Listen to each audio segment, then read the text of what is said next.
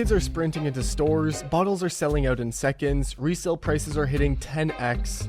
Yeah, pause right there, because this is the moment Prime peaked. The hype was so insane you'd think the drink cured tax problems. Two YouTubers punch each other for a living and somehow built the fastest growing beverage brand ever.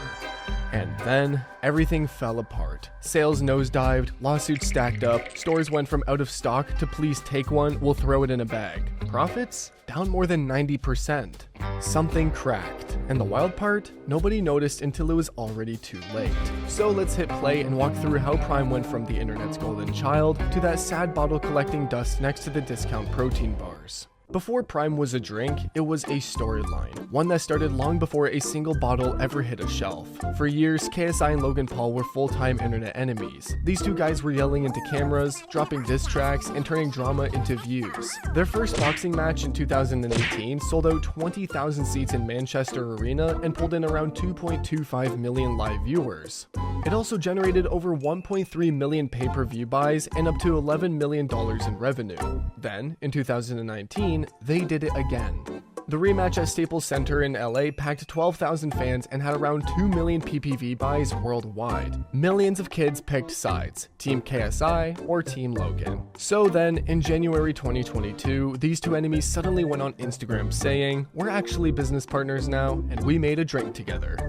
For years, the fans had watched them punch each other. Now they were shaking hands and selling bottles. That's why Prime exploded so fast. In its first year at retail, it pulled in about $250 million in sales. By 2023, it was on track to pass $1.2 billion in annual revenue.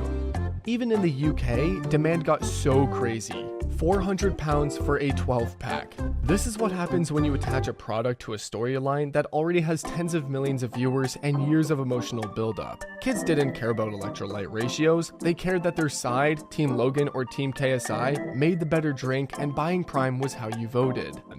When Prime finally hit the UK in early 2023, the whole thing went nuclear. Stores started putting one bottle limits. Kids were flipping bottles for 10x retail. At that point, it wasn't hydration anymore. It was a full-blown underground economy run by middle schoolers.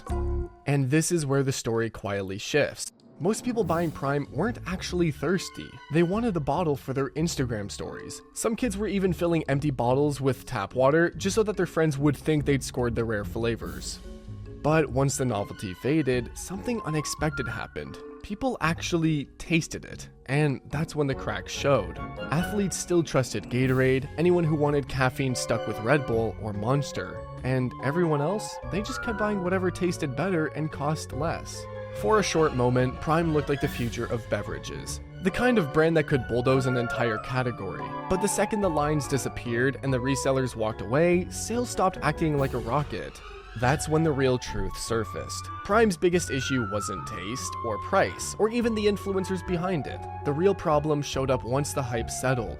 Prime never picked a lane. It tried to be a sports drink, a lifestyle drink, a hydration drink, and an energy drink, all at the same time. That confused everybody. Athletes, parents, and even the kids buying it just to film TikTok videos. When Prime Hydration launched, it looked like Gatorade, but it didn't behave like one. When doctors looked at Prime Hydration, most of them said, "This is not a sports drink," and they meant it. Real hydration drinks replace what you lose when you sweat: sodium, carbs, and electrolytes.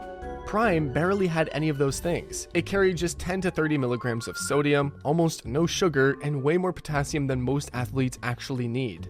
So, coaches hated it. Trainers warned players to avoid it. Some athletes even claimed it made them feel worse, not better, which is the exact opposite of what a sports drink is supposed to do.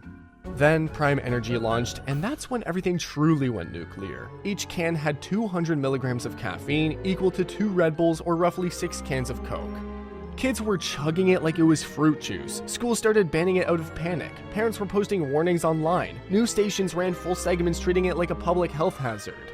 Prime suddenly found itself stuck in a strange no man's land. Too intense for kids, not trusted by athletes, and confusing for everyone else. And then the lawsuits arrived. Claims of PFAS, the so-called forever chemicals, allegedly found in bottles. Questions about whether the labeling was clear enough. Complaints about how caffeine was disclosed. Even governments started poking around to see what exactly was going on. And here's the thing about consumer products. The moment safety becomes a question, hype evaporates almost instantly. But even that wasn't the final hit. The health panic was loud, but the real death blow was quieter. Something behind the scenes that revealed exactly why Prime's rise was never built to last. The UK was the first big warning sign. Prime's revenue dropped 70% year over year, and profit fell more than 90%. The brand that once couldn't stay on shelves suddenly had warehouses full of products nobody wanted.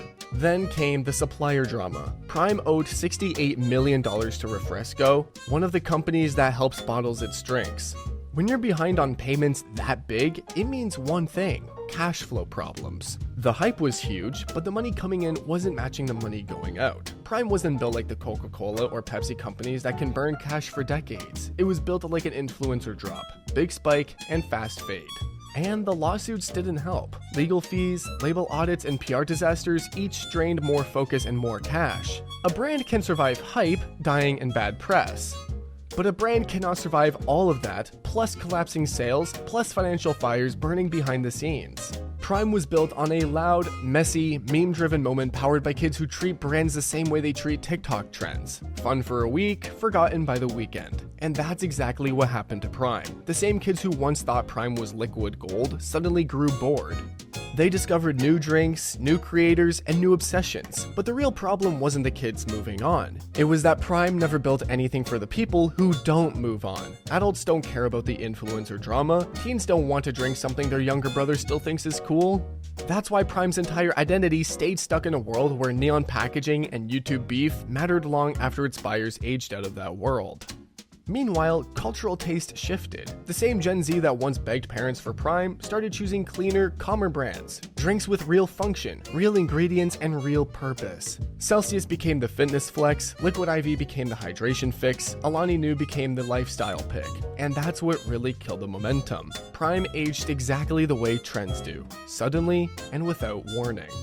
The fall of Prime wasn't an accident. It was a reminder that when a brand is built on hype instead of substance, the moment the hype dies, the product has to stand on its own, and Prime clearly wasn't ready for that test.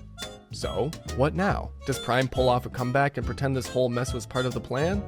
Or was this the final chapter of a brand that peaked faster than the TikTok trend? Let me know what you think in the comments, and subscribe. But wait, before you go, let's talk about money. Student, 9-to-5 worker, or business owner, your paycheck disappears faster than Prime during a hype cycle. One day it's full. Next day, gone. Subscriptions, delivery apps, free trials you forgot about, just quietly sipping your money. Suddenly, your bank account looks more pirated than the ocean in a Prime ad. That's where a budget manager comes in. It keeps students from turning rent into pizza, helps workers stretch payday past Friday, and stops businesses from leaking cash like a cracked Prime bottle. Same idea, less hype, way better results. Check the link in the description.